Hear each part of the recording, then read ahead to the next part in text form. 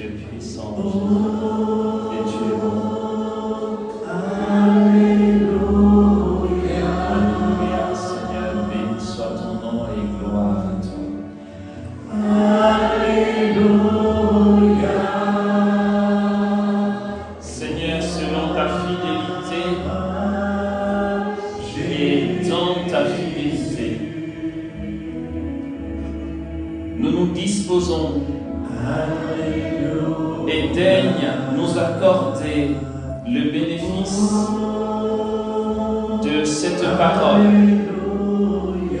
que tu nous donnes d'entendre ce soir, encore aujourd'hui.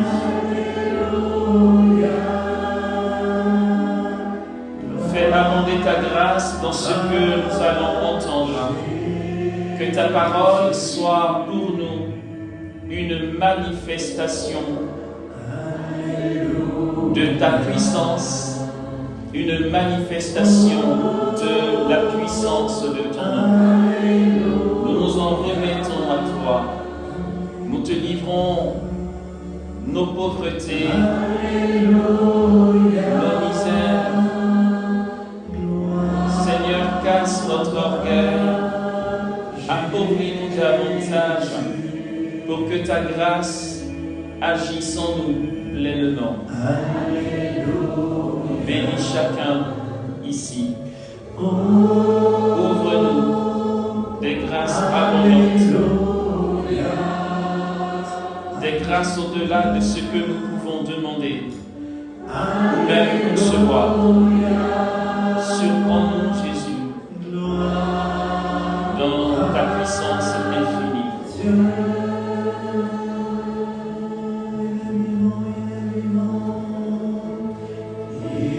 Seigneur, gloire à toi, honneur à ton nom. Il est vivant,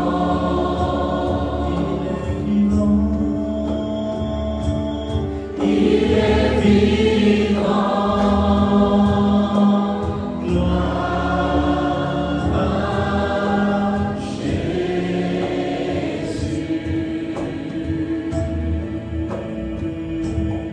Il est vivant.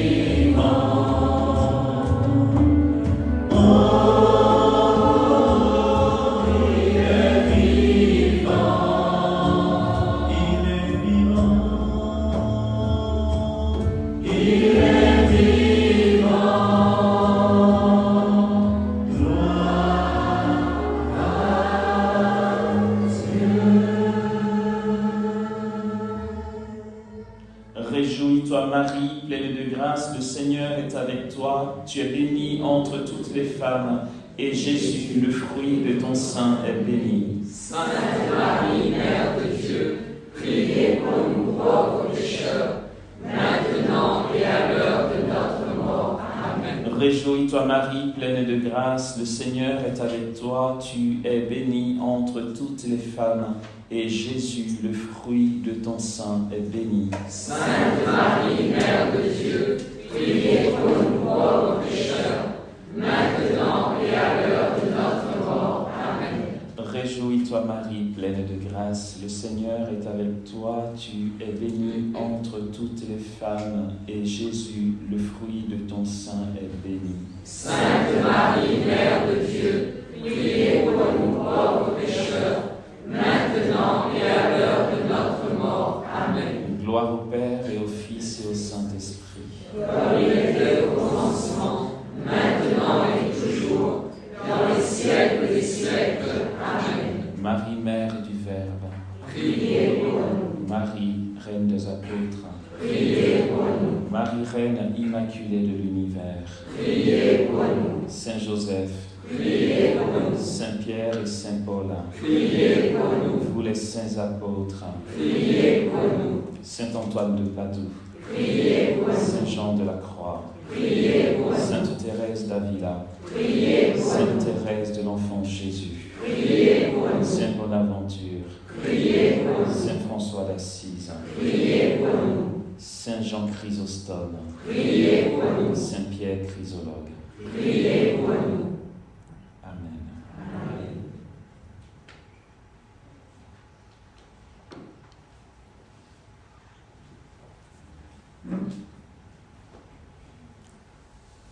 Il est dit dans la parole de Dieu selon l'évangéliste Luc dans les Actes des Apôtres, le chapitre 2, il est dit ceci.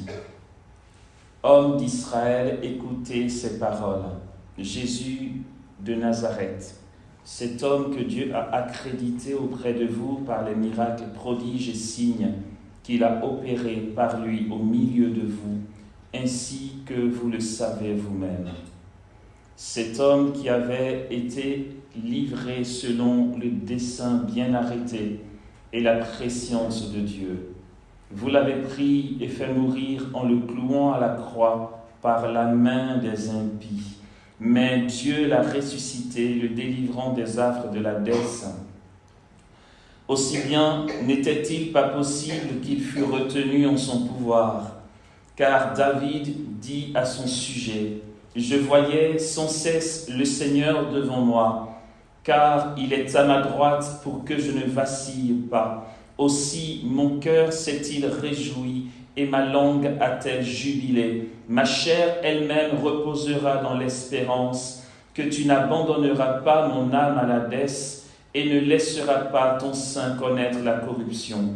Tu m'as fait connaître des chemins de vie, tu me rempliras de joie en ta présence.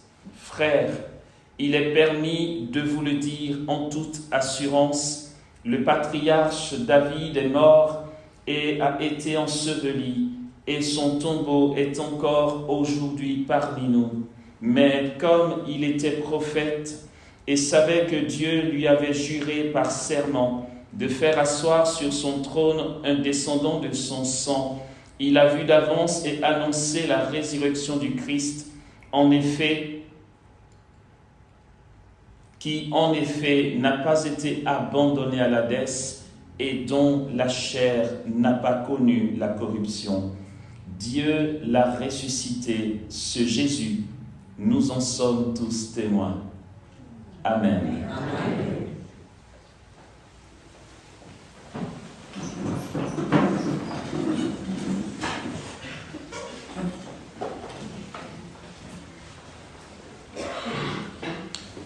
Alléluia. Bonsoir frères et sœurs. Bienvenue et merci une fois de plus d'être là. Merci à Jésus qui nous garde en vie et qui permet ce moment. Ce soir, je nous propose de partager sur le thème suivant. Ce qui est en jeu dans la résurrection du Christ, les enjeux de la résurrection. Voici le thème qui fera l'objet de notre partage de ce soir. Et comme nous venons de l'entendre, il s'agit ici du discours de Pierre le jour de la Pentecôte, après qu'ils aient fait l'expérience de cette plénitude de l'Esprit Saint. Pierre, debout au milieu des 11, comme dit le livre des Actes des Apôtres, prit la parole et annonça la vérité qui concerne le nom de Jésus-Christ. Il a annoncé la bonne nouvelle du royaume qui concerne le Christ Jésus. Il a annoncé en toute assurance, parce qu'il était mu par la puissance du Saint-Esprit, le kérygme, contrairement à ce qu'on va appeler la didaché. Le kérygme, c'est la prédication qui est à l'endroit de la conversion. L'on va dissocier dans la Bible la prédication apostolique de la didaché. Ici, Pierre nous fait une belle démonstration de prédication dans la puissance du Saint-Esprit. Il nous en fait la démonstration, mais ce n'est pas de son fait, c'est qu'il est saisi par l'Esprit Saint qui pousse l'Église à annoncer la vérité de foi qui concerne la résurrection du Christ. L'Église est appelée à la suite des apôtres, puisque, comme nous le disions, la Pentecôte est la naissance officielle de l'Église.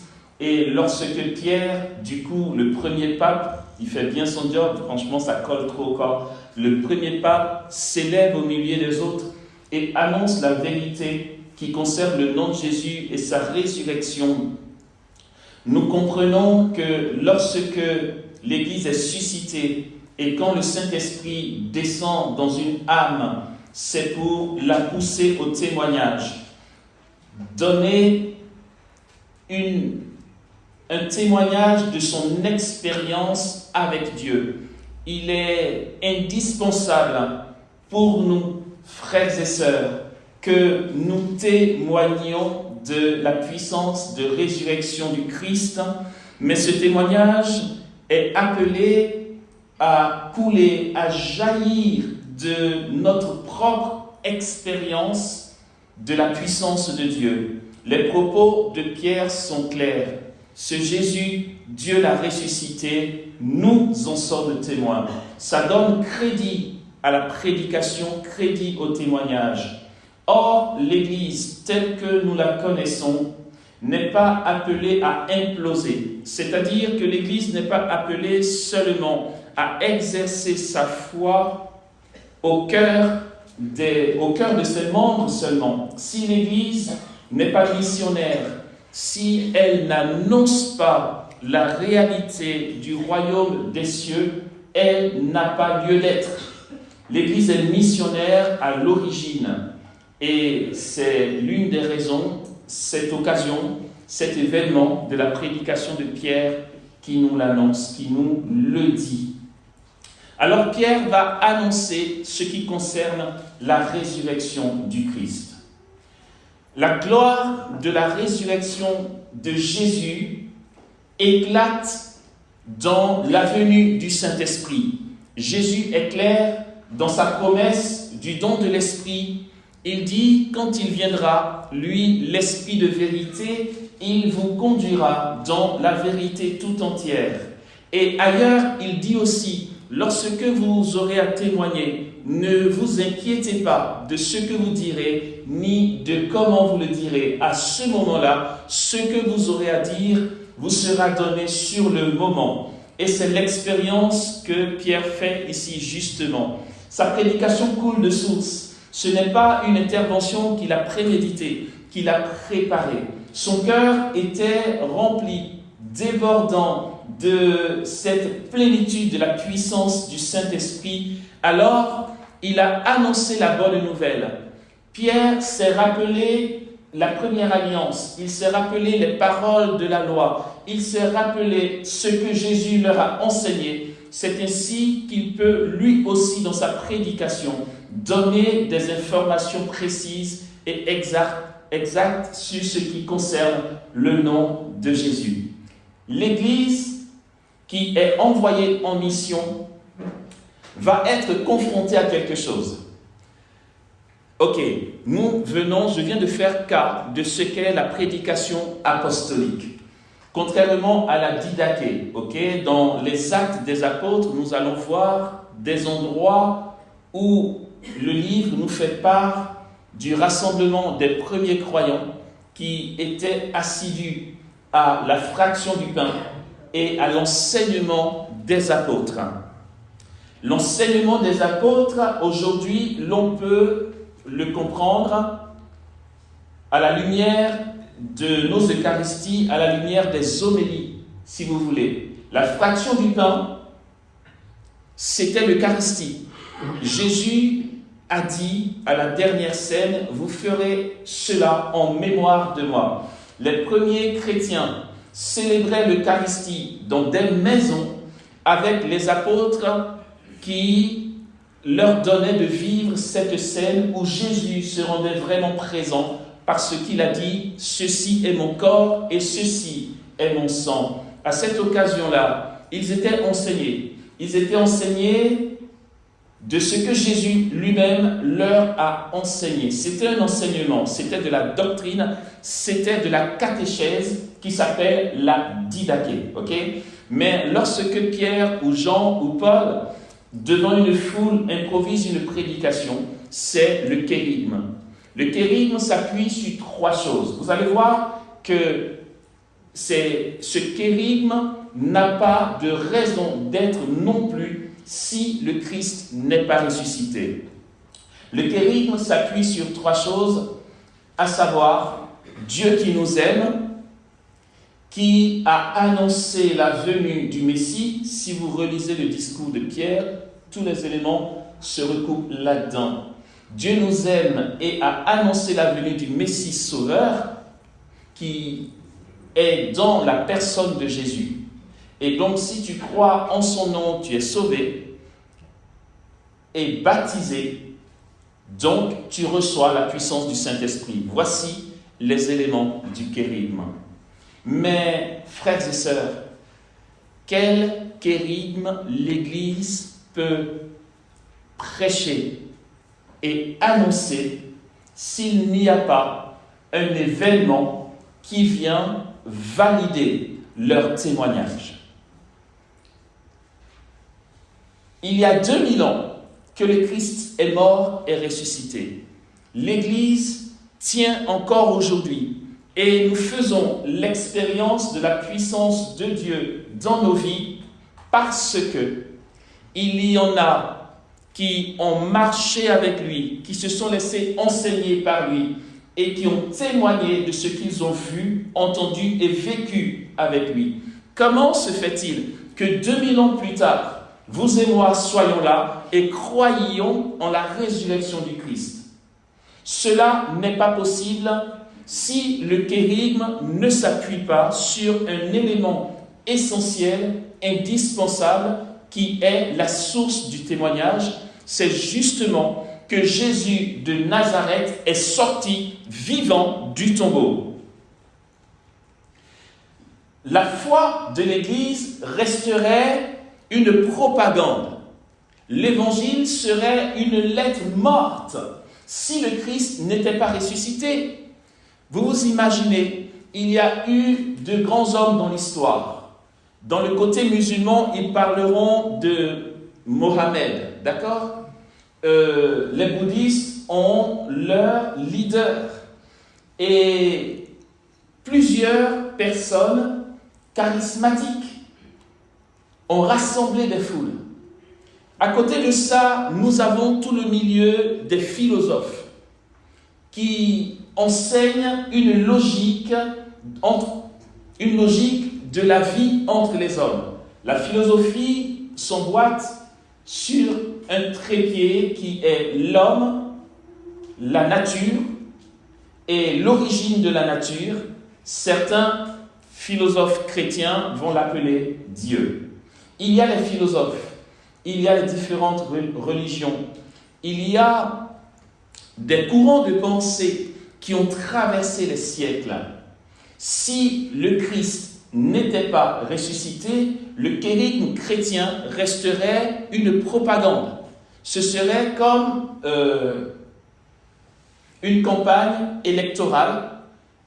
Du coup, lorsque nous aurions annoncé ce en quoi nous croyons, l'auditoire se serait permis de dire « D'accord, ouais, ça se tient, c'est logique, très bien, ouais, je veux bien y adhérer parce que ça va avec mes convictions. » D'autres encore auront dit « Ben écoutez, c'est joliment dit, mais ce ne sont pas mes convictions. » D'ailleurs, ça a été ça le problème. Enfin, le problème, une difficulté pour l'Église des premiers siècles, c'est que Pierre, Paul, il était quand même assez intello, d'accord ? Il était savant, il a étudié au pied de Gamaliel. Pierre, il était pêcheur. Et puis, avec sa bande aussi. Ce n'était pas de super intello. L'Église a très vite été confrontée aux philosophies extérieures qui venaient mettre en cause la prédication, le témoignage des chrétiens. Les apôtres ne sont pas de purs théologiens. Enfin, non, il faut que je dise ça autrement. Les apôtres n'étaient pas des intellectuels et des docteurs en théologie dans la définition formelle. Ok, ouais, je bafouille. Non, parce qu'en fait, je me rétracte, parce qu'en fait, le vrai théologien, c'est celui qui prie. Donc, quand je dis qu'ils ne sont pas théologiens, je fais un écart. Donc, j'essaie de trouver la bonne expression pour définir. Ils étaient en communion avec Dieu. Donc, bien sûr que l'Esprit Saint leur inspirait ce qui concerne la vérité sur Dieu, tout en sachant que la théologie, c'est le discours sur Dieu. Mais il va avoir un travail qui va suivre. Ils ont prêché, ils ont témoigné. Avec eux, ça a été une démonstration de puissance. Pierre annonce, et puis il y a 3000 convertis. Parce qu'il y a la puissance du Saint-Esprit qui se dégage de sa prédication. Le chapitre après, il va au temple, et puis il y a un boiteux, un infirme qui lui demande l'aumône, et là, il lui dit, de l'or et de l'argent, je n'en ai pas. Mais ce que j'ai, je te le donne. Pierre lui dit, au nom de Jésus de Nazareth, lève-toi et marche. Le boiteux est guéri sur le coup. Du coup, ça interpelle. Et ceux qui sont là viennent en curieux et regardent de manière estomaquée Pierre et Jean. Alors Pierre va improviser une prédication, là encore, en disant, hommes d'Israël, pourquoi vous nous regardez comme si nous avions fait marcher cet homme par nos propres forces? Et il rebondit là-dessus pour annoncer ce qui concerne la résurrection du Christ. Il y a eu un miracle. Et puis sa prédication est mue par la puissance du Saint-Esprit, alors il y a des conversions.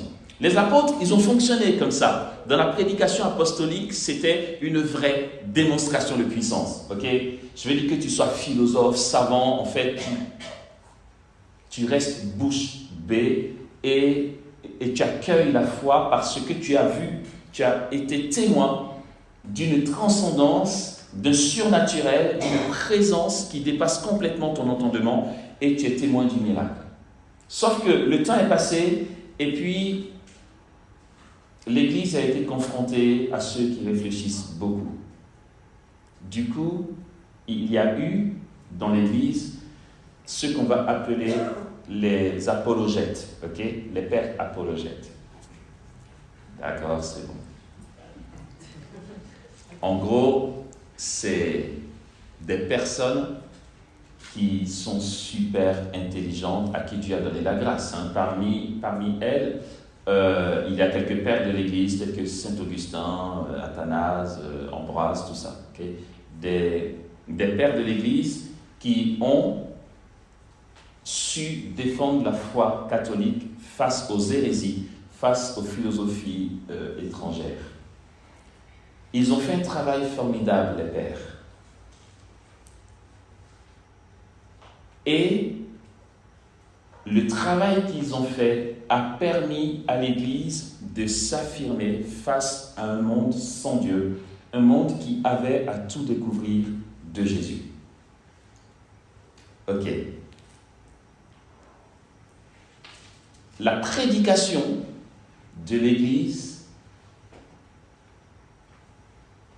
n'a pas de raison d'être s'il n'y a pas un au-delà, un dépassement. C'est que quand on dit monsieur le charismatique un tel qui a vécu dans tel siècle a dit ci, ça et qui a des adeptes, une toute petite minorité. Comme j'ai dit à l'instant, on prend ou on ne prend pas. Vas-y dire, il y a eu une personne, il y a 2000 ans, qui s'appelait Jésus. Il était à Nazareth. On l'a mis à mort et il est ressuscité. Si la résurrection du Christ ne vient pas attester mes propos dans une actualisation de sa vie, je ne suis pas crédible. Et nous ne sommes pas crédibles. Tout ce qui se passe dans l'Église, tout ce qui se fait avec l'Église est le fait de la puissance du Saint-Esprit. En dehors de ça, nous ne sommes pas crédibles. On ne peut pas convertir un cœur. On ne peut pas retourner une vie. Ce n'est pas une question de savoir-faire. On n'a pas besoin d'étudier même pour ça. Les études aident à ne pas dire de bêtises, c'est vrai.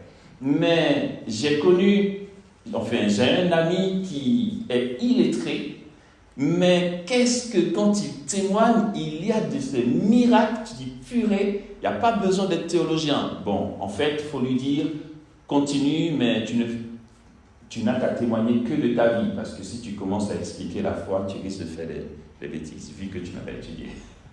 Tu vas dire des erreurs. En fait, il témoigne de ce que Jésus a fait dans sa vie, et puis Jésus l'atteste. C'est que l'agir de Dieu qui accompagne la prédication ou le témoignage rend actuelle la vie en Jésus. Il n'est pas mort. Ce n'est pas le Jésus d'il y a 2000 ans, c'est le Jésus actuel. Sinon, tu fais comment? Je le redis, ce n'est pas une question de savoir-faire. C'est une question de démonstration de puissance. L'apôtre Paul dit, le royaume des cieux n'est pas une question de nourriture ni de boisson. C'est une démonstration de la puissance du Saint-Esprit. Voilà. Une fois, lorsque j'étais membre de la communauté des béatitudes, c'était il y a bien longtemps quand même, j'étais tout jeune à la communauté, quoi. J'y étais depuis, je pense, un peu plus d'1 an, c'est tout. Et je devais partir pour la France. Et puis, le responsable m'a permis de faire un week-end en famille pour dire au revoir à ma mère, à mes frères et sœurs avant de décoller. C'était un peu court comme au revoir, mais c'est pas grave, j'ai fait avec. Donc j'ai été là le week-end et puis lundi matin, je rentrais à la communauté. J'avais une chemise blanche, un pantalon marron avec une croix. Et je disais au revoir à maman, je devais prendre un taxi pour aller à la communauté, c'est à peu près un quart d'heure, 20 minutes selon les conditions de circulation. Et maman me lâche comme ça, dis-moi, et si tu évangélisais le chauffeur de taxi en partant? Mais quelle idée quoi! Attends, tu as fait un songe là? Non, je t'ai parlé, enfin c'est quoi le truc? Pourquoi maman veut que j'évangélise le chauffeur de taxi? Enfin, ce serait pas mal, mais c'est pas, enfin, c'est pas dans ses habitudes. Pourquoi elle me demande ça? Je dis, mais maman, arrête, je ne vais pas aller évangéliser le chauffeur de taxi. C'est vrai, il faut évangéliser, mais bon, j'en suis pas, on n'en est pas à ça, quoi. Pourquoi pas? Mais les forcing, c'est pas génial. Okay? Elle dit, écoute, c'est toi qui vois, et moi j'ai dit ça juste comme ça. Franchement, oui, vraiment, tu as dit comme ça, et je n'avais vraiment aucune intention de faire de l'évangélisation dans le taxi. Voilà. J'avais coup de blues, là, de partir bientôt, loin de mon pays, enfin, c'est pas le moment d'évangéliser. Maman, non, je ne vais pas spécialement, je te promets pas que je vais le faire, et puis je pense que je ne le ferai pas. Je prends un taxi normal, je monte, je suis côté passager. Et puis on part. Vous pouvez me croire, je n'avais aucune intention d'évangéliser le chauffeur de taxi. Non, c'est sérieux. Et on part, et puis c'est bien silencieux dans le taxi, quoi. Ça peut être silencieux quand tu es assis derrière, mais là, côté passager, c'est pas grave, on peut ne pas parler. Mais moi, je voulais faire la conversation. C'était vraiment parti de cette intention-là. J'ai vu une photo sur son tableau de bord, une photo d'une personne assez bien âgée, un vieillard qui a une canne, et juste pour faire la conversation, je lui dis c'est votre père ou peut-être grand-père, j'en sais rien. C'était un monsieur d'une 50aine d'années. Moi, j'avais 22 ans par là. Monsieur d'une 50aine d'années, il me dit ah non, c'est ni mon père ni mon grand-père. Je dis ah d'accord. Il dit en fait c'est le prophète Mohammed machin truc biduche. Ok, d'accord. Il me dit il est très fort hein, ce monsieur et tout. D'accord. Ah oui, il a des pouvoirs et vous savez il marche même sur l'eau me dit-il. Le monsieur il est musulman quoi. Ok. Je dis ça me rappelle quelqu'un d'autre. Il l'a fait en premier, qui a marché sur l'eau. Mais bon, ok. J'ai dit, il dit, qui ça? Oui, Jésus. J'ai dit, tout à fait. Merci. Jésus, mon Seigneur, a marché sur l'eau. J'aurais pas dû dire ça. Jésus n'est pas Dieu. Jésus n'est pas ton Seigneur. Jésus, je le respecte, dit-il. C'est un grand prophète. Alors, franchement, c'est un très grand prophète. Mais vous, les catholiques, vous les chrétiens, vous dites qu'il est Dieu, mais qu'est-ce que vous êtes vous n'allez pas trop loin dans vos réflexions. Il y a un seul Dieu, et vous dites qu'il est le Fils de Dieu. Dieu n'a pas de fils. Bon, ok, analysons le tableau. En fait, je suis un pitchoun, j'ai 22 ans. Il a la cinquantaine. Il est musulman depuis une bonne cinquantaine d'années. Moi, je suis chrétien depuis une petite vingtaine d'années. Il n'y a pas photo, ok? Le gars, il est sûr de lui, et puis j'ai rien à lui dire, quoi. Non, mais vous, attendez, vous imaginez quoi que je lui dise? Non, mais monsieur, en fait, pour caricaturer, ça fait 50 ans que vous croyez en votre truc, mais aujourd'hui, je vous demande de croire en Jésus. Même pas en rêve, quoi. Non, j'avais pas de chance. Là, pour le coup, je n'avais aucune chance avec le gars. Et limite, je me faisais engueuler. Je suis son très jeune frère, et d'après lui, je dis des bêtises. Donc, finalement, on inverse les rôles. C'est lui qui est en train de me convaincre que je suis dans l'erreur et qu'il faut que j'arrête de croire que Jésus est Dieu, quoi. C'est bon. Et moi, je suis là, en fait, ok. Même si je voulais me défendre ou essayer de placer quelques mots, je n'avais pas de chance. Il ne me laissait pas en placer une. Je me faisais laminer, engueuler, comme un père qui engueule son gamin. Et on avance dans le taxi. Et là, c'est Keblo, comme disent les jeunes, bloqué en verlan. Ok, c'est Keblo. Ok, là, impasse totale. Et puis, pendant qu'il parle, je descends en moi et je dis, ok, Jésus, je sais que tu es là. En fait, si tu as un plan pour ce monsieur, tu prends le relais parce que compte pas sur moi. D'accord? Donc, si tu veux faire un truc, tu fais un truc, mais tu sais très bien que là, c'est verrouillé, quoi. J'aurais beau citer 150 versets bibliques, ça va faire attiser son hostilité. Donc, je prie pendant qu'il continue de parler. Et puis, d'un coup, c'est ce qui est génial. En fait, Jésus est vivant. Ah non, c'est trop bien.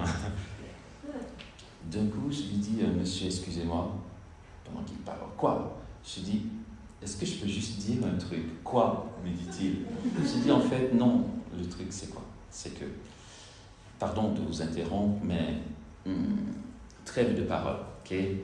Je vais juste vous dire ce qui est. Jésus, ok, vous ne croyez pas qu'il est Dieu, c'est pas grave. C'est juste qu'il est là.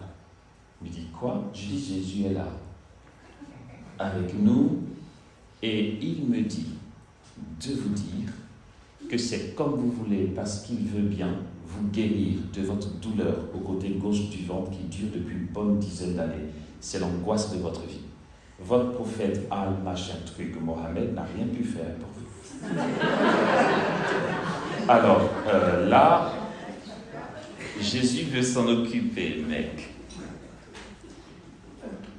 Le gars, il commence sa respiration s'accélère. Il dit, mais comment tu sais ça? Je dis, j'en sais rien. C'est Jésus qui me l'a dit, tu vois. En fait, moi, je ne suis pas féticheur, tout ça, je suis juste un pitchoun, ok? Mais Jésus me l'a dit. Il est comme ça. Non, mais tu ne peux pas savoir ça. J'ai dit, mais conduisez, il ne faut pas qu'on fasse un accident. Il me dit quoi? Jésus dit quoi? J'ai dit non, c'est très simple. Votre douleur côté gauche du ventre, là, qui dure depuis une bonne dizaine d'années, les médecins n'ont rien pu faire, vous avez fait à l'indigénat, ça n'a rien pu faire. Jésus veut s'en occuper.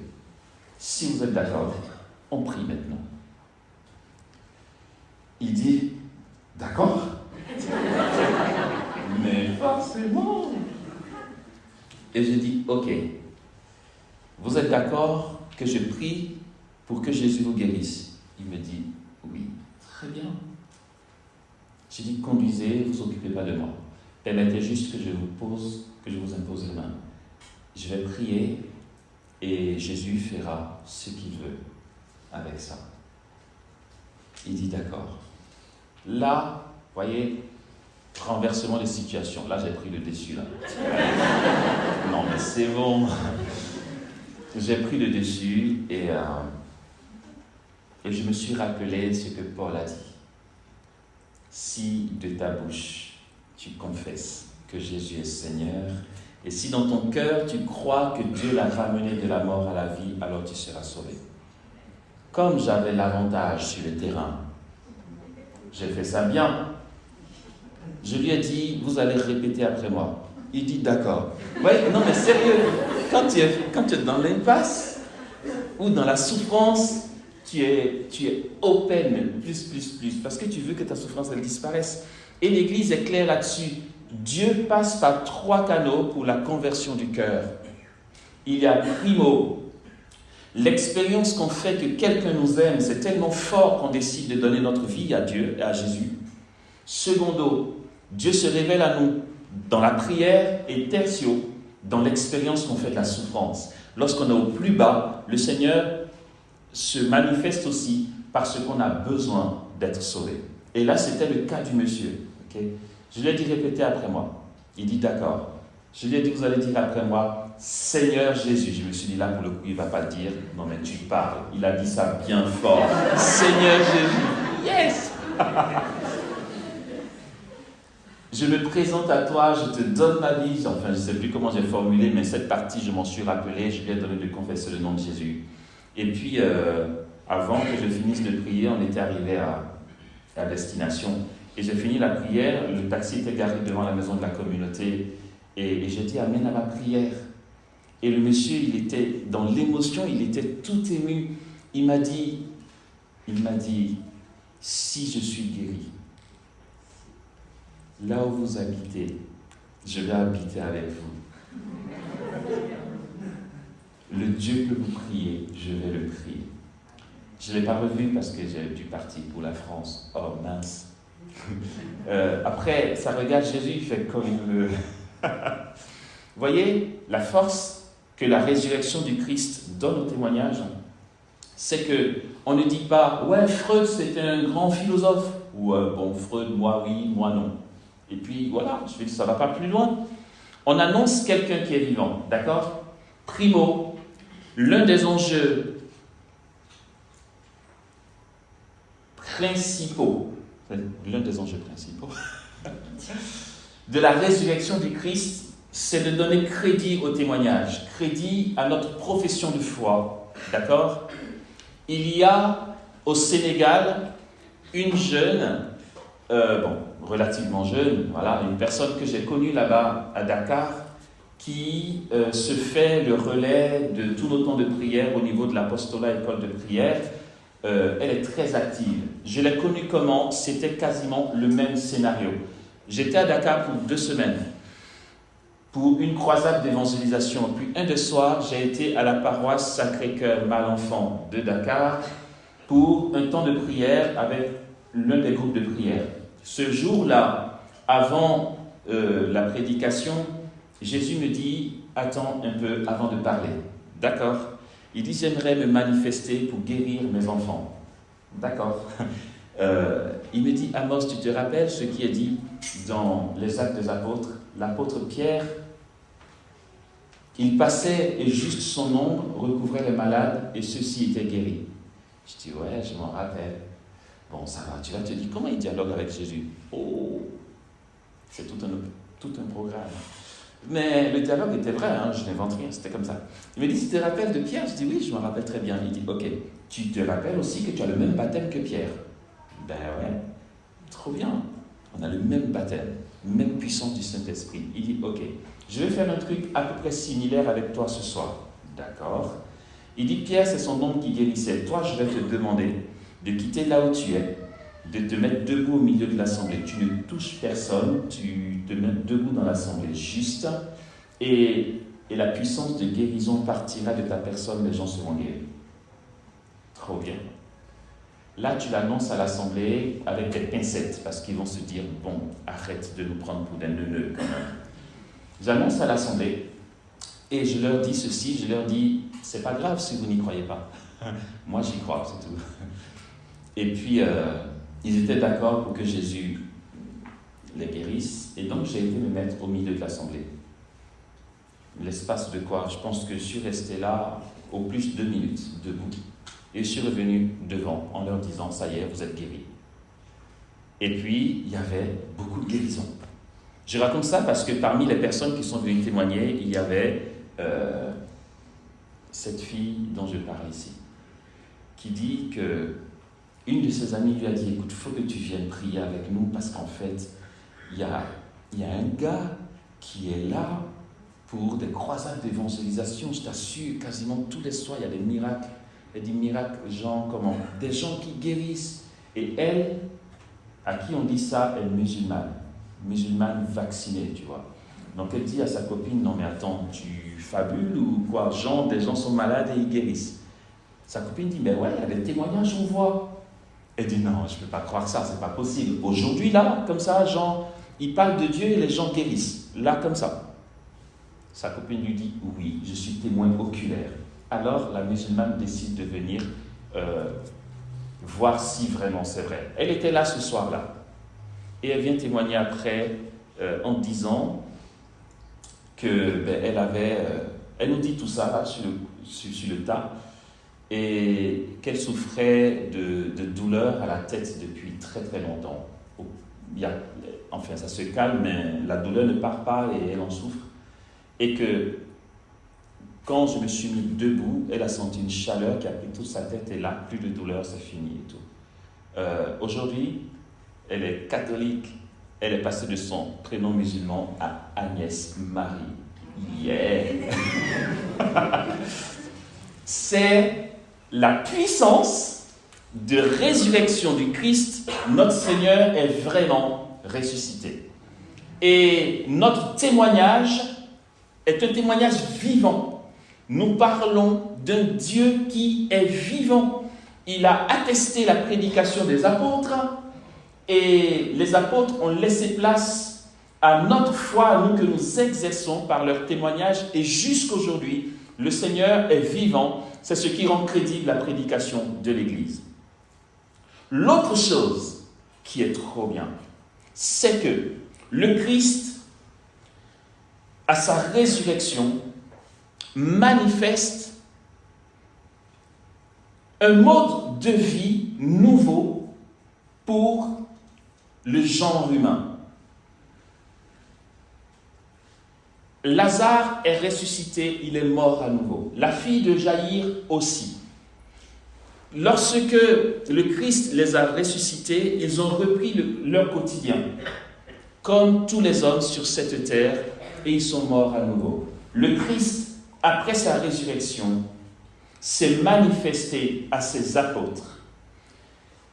Lorsqu'il se manifestait aux apôtres, n'allons pas croire qu'il ait eu la même apparence qu'à la transfiguration. Non, à la transfiguration, Pierre, Jacques et Jean ont vu son vêtement d'une blancheur, ils ont vu son éclat de gloire. L'Évangile ne nous dit pas qu'après la résurrection, il se soit manifesté avec de la lumière sur lui. Il était tellement normal que Pierre avait besoin que Jean lui dise « c'est le Seigneur ». Parce que s'il avait une auréole avec des éclairs qui partent, on aurait su que c'est lui. Il est mort, il est ressuscité. Et puis, il apparaît et il disparaît. Pourtant, quand il apparaît, c'est pas comme un ange avec des ailes derrière, un truc bling-bling. Non, il est juste là, un être humain normal, quoi. Comme quelqu'un qui nous ressemble. Et il s'est manifesté à eux. Non, mais pour donner crédit à son humanité restaurée et transfigurée, il a mangé avec eux du poisson, quoi. C'est pas genre, non, mais non, mon estomac a disparu. L'œsophage ne fonctionne pas, donc je ne peux pas manger parce que je suis ressuscité. Non, en fait, il a ses organes. Il est ressuscité avec ses organes. C'est un humain, vrai Dieu et vrai homme, qui est ressuscité. Ils peuvent le toucher. Il dit à Thomas, avance ta main et mets-la dans mon côté. Tu peux me toucher, on peut le palper. Il mange avec eux. D'ailleurs, il leur fait du poisson. Pendant qu'ils sont en train de pêcher, Jésus cuisine. C'est le gars qui est ressuscité là, mais pourquoi il n'y a pas des anges, une lumière, un truc? Il fait la cuisine. Non mais attends Jésus, ça va? Tu es mort, tu es ressuscité, là, je vais dire, tu ne veux pas te la péter un petit peu? Tu es assis, tu fais la cuisine. En fait, tu grilles du poisson. Mais c'est ça. Pourquoi Jésus le fait ainsi? Pour nous manifester qu'il nous ouvre une espérance et que la vie humaine, telle que nous la connaissons, ne s'arrête pas à la mort, d'une part, mais aussi que notre appel à l'existence, nous, tels que Dieu nous a constitués, sommes appelés à avoir un mode de vie autre. Et nous n'allons pas spécialement attendre la résurrection des morts pour que les effets de la résurrection du Christ agissent en nous. C'est le témoignage que donnent les grands saints, les grands mystiques qui ont vécu des expériences d'ordre mystique hors pair. Désormais, cette chair est capable de surnaturel, capable d'éternité. Il nous ouvre un mode de vie nouveau. C'est un homme comme les autres, qui grille du poisson, qui mange le poisson avec eux. Je vais lui poser la question au ciel. Est-ce qu'il a digéré, il a été aux toilettes après ou pas? Non, mais ça, non, je veux savoir. Le poisson qu'il a mangé est sérieux. Je ne sais pas ce que c'est devenu. Mais bon, c'est lui qui est fort, il sait. Mais au ciel, je vais lui poser la question. Je suis un peu rancunier ce coup-ci. Je vais lui dire, explique-moi le deal là. Je vais dire le poisson. Ou bien, au moment où les apôtres faisaient la vaisselle, j'allais aux toilettes. Enfin, explique-moi, j'en sais rien. Mais voilà, il est ressuscité et il vit comme eux. Sauf que, autant il fait la cuisine, il mange, autant il disparaît. Quoi. Tu te dis, mais c'est bizarre quand même.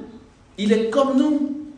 Il y aurait une lumière ou encore il aurait été translucide comme un fantôme, on va dire c'est normal qu'il disparaisse. Mais il est palpable. Et puis d'un coup, il apparaît, hop, il disparaît. C'est génial. C'est ça la puissance de résurrection du Christ. L'année dernière, 2021, pendant le temps de carême, j'ai mon ami dont j'ai parlé la dernière fois qui me dit, écoute Amos, cette année, parce que 2 ans plus tôt, on était ensemble pour la Semaine Sainte. Et écoutez bien ses propos, je trouve ça génial. Il me dit, je t'en prie, viens en Italie, viens faire la Pâque avec nous. Je lui ai dit, 1 semaine après la Pâque, j'ai mon avion pour la Côte d'Ivoire, je ne pourrai pas, ça va faire, ça va être chaud. Donc je ne pourrai pas. Il me dit non, mais écoute, débrouille-toi, décale la date, enfin bref, il insiste et je n'ai pas l'intention d'y aller. Et puis bon, plus tard, écoute, je m'arrange et je suis censé y aller. Il m'a dit ceci, je souhaite que cette année, lorsque je vais mourir, que tu sois avec moi. Non, je dis ça d'une autre manière. Imagine quelqu'un qui te dit, les autres fois où je suis mort, tu n'étais pas là.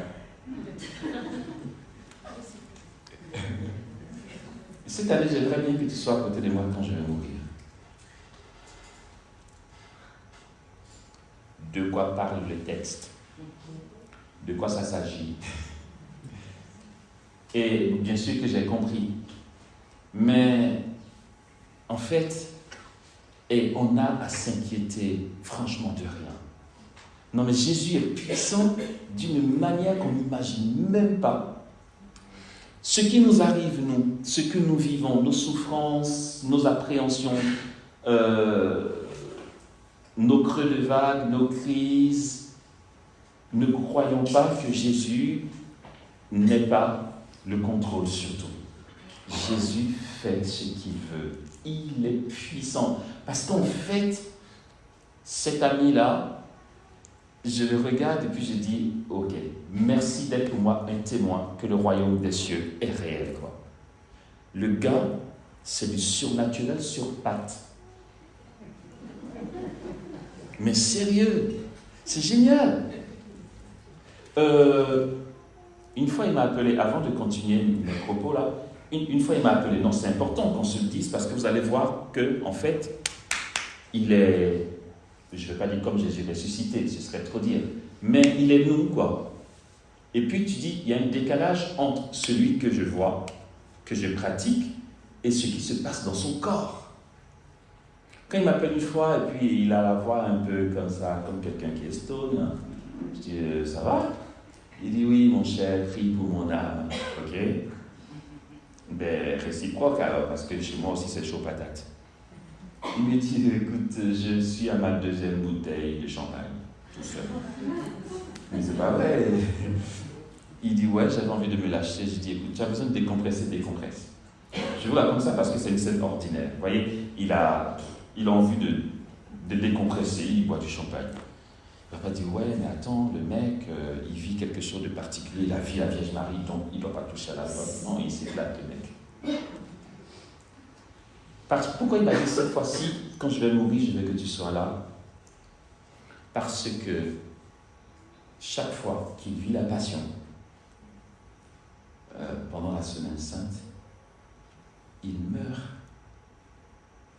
Ça, c'est vraiment la puissance de résurrection de Jésus qui s'éclate avec nous. On pense que c'est compliqué. Est-ce que vraiment Jésus est puissant? Pourquoi c'est si lent à agir? Est-ce que truc, machin, chose? Christian meurt et puis il rouvre les yeux. Chaque fois qu'il vit la passion. Cette année-là, quand j'ai été en Italie, j'étais assis à son chevet, juste à sa gauche, là. Il est mort devant moi. Sauf que, moi, c'est ce qui était vraiment mort. Peut-être qu'il est tombé dans le repos du Saint-Esprit. Non, il meurt, parce qu'en fait, comme j'ai dit, je me permets de parler là de ce qu'il vit, parce que voilà, l'Église n'interdit pas, l'Église a discerné, il a vraiment souffert dans ce discernement. Ok, donc maintenant, l'Église Dieu, on peut en parler, donc je m'éclate. Il y a des scientifiques qui sont là, il y a des théologiens, une commission théologique qui est là pour discerner les messages, les choses, comment ça se passe, donc tout ça, les scientifiques peuvent constater heure du décès, 15h05, il est mort. Il n'a plus de pouls, son cœur ne bat plus. C'est une dépouille mortelle. Et toutes les années, il meurt, le gars. Du coup, il me dit, cette année, quand je vais mourir, j'aimerais bien que tu sois à mes côtés. Non, mon gars, en fait, tu joues avec la mort. Et je te signale que moi, la bande de chrétiens que je fréquente, on est traumatisés par la mort. Oh, j'ai mal à la tête, j'espère que ce n'est pas ce soir que je vais mourir. La mort nous traumatise, le démon joue sur nos sentiments avec ça. Et lui, il meurt, il revient, il meurt, il part, il vient.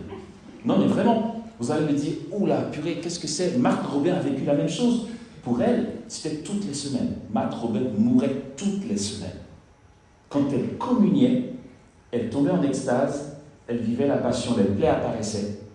Et puis, elle agonisait jusqu'à mourir. Et elle se réveillait pour la résurrection. Christian, ça dure 3 quarts d'heure. Il meurt 45 minutes. Et il est tout pâle. Il est tout pâle parce que pendant la passion, il saigne tellement qu'il perd au moins 3 litres de sang. Il n'y a plus rien.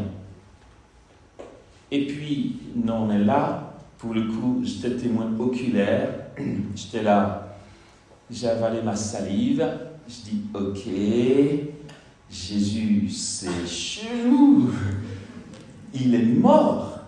Là, à côté de moi. Je n'étais pas seul, hein. Il y avait les religieuses aussi autour.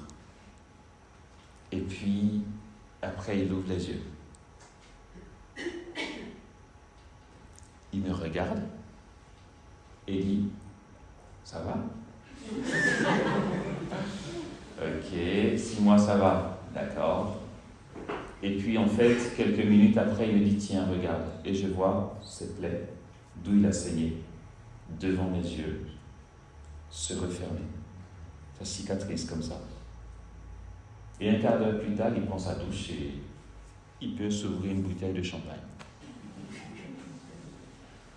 Le Christ ressuscité nous appelle et nous introduit dans un mode de vie nouveau. Et ça, c'est en nous. C'est une question d'appel. Il ne s'agit pas de vivre ce qu'il vit. Tout le monde n'y est pas appelé. On ne va pas non plus jalouser la grâce de l'autre. Je suis sûr que toi, tu es doué pour faire du cabri massalé, mais pas lui. Mais voilà, chacun son truc. C'est vrai que pour lui, ça sort de l'ordinaire, mais voilà, c'est les fruits de la résurrection du Christ et les grands enjeux. Ok, retenons ceci, frères et sœurs. Primo, la résurrection du Christ donne crédit au témoignage chrétien. Lorsque nous témoignons, soit par notre vie, soit explicitement, frères et sœurs, la puissance de Dieu est là pour donner crédit à ce que nous avons dit. Toutes les fois où une de vos connaissances vous a vu vivre et a décidé de changer de vie, ne croyez pas que ça vienne de votre savoir-faire, c'est la puissance de Dieu. Les fois où tu as témoigné du nom de Jésus et que la personne en face a été convaincue, c'est la puissance du Saint-Esprit. Et aujourd'hui, cette puissance est actuelle, agissant aujourd'hui encore. Et il y a un troisième point que je vais dire vite fait parce qu'il est l'heure. L'autre enjeu de cette résurrection, ça aussi c'est énorme. C'est que le Christ a inauguré le royaume des cieux. Il a prêché la vérité qui concerne le royaume des cieux. Or, ce royaume des cieux est caractérisé par les signes messianiques, ce qui nous fait savoir que le royaume des cieux est au milieu de nous, c'est que les aveugles voient, les boiteux marchent, les sourds entendent, les lépreux sont purifiés, les morts ressuscitent et la bonne nouvelle est annoncée aux pauvres. Ce royaume des cieux qui est inauguré par le Christ, qui est caractérisé par ce que je viens de citer et qu'on va appeler en d'autres termes les signes messianiques, puisque le royaume des cieux n'intervient que quand le Messie est là. Et le royaume des cieux nous fait voir les signes que j'ai cités parce que le Messie est là. D'où les signes messianiques. C'est la preuve que le Messie est là. Très bien. Ce royaume des cieux-là, inauguré par le Christ, nous est donné et communiqué en tant que chrétiens. Cela n'est possible que parce que ce royaume est encore puissant. Et la puissance de ce royaume se multiplie et se continue parce que celui qui l'a inauguré est ressuscité et que désormais, par sa résurrection, il n'est plus face à nous comme il était face aux apôtres, il est en nous. Le royaume des cieux, c'est lui. Et par le baptême, le nom de Dieu est invoqué sur ta vie. Tu es baptisé au nom du Père et du Fils et du Saint-Esprit. Le royaume des cieux est en toi parce que le Christ est en toi. Je relis ça vite fait. Je m'arrête. Ok, par le baptême, nous venons de l'entendre, le royaume des cieux est en nous. Si ça, on est d'accord, on peut approfondir. On est d'accord. Or, ce royaume des cieux qui est en nous est caractérisé par quelque chose. Les signes messianiques. Dit autrement, en toi, par le baptême, il y a le potentiel des signes messianiques. Il a le potentiel dans ta prière pour que les aveugles voient, les boiteux marchent, les sourds entendent, pour que les lépreux soient purifiés, pour que les morts ressuscitent et que la bonne nouvelle soit annoncée. Le bouquet final, le truc énorme de ce royaume, je viens ici de nous donner les caractéristiques du royaume des cieux. Ce royaume des cieux est caractérisé par les signes messianiques, mais son but, c'est quoi? Le but du royaume des cieux est de nous conférer l'adoption filiale. Le royaume des cieux que le Christ a inauguré est pour que toi, ton voisin et moi, nous devenions fils de Dieu. Dans le Fils, que nous devenions fils de Dieu comme Jésus l'est. Le but de ce royaume, c'est ça. Ok, ça s'explique comment? Le Verbe prend chair de Marie.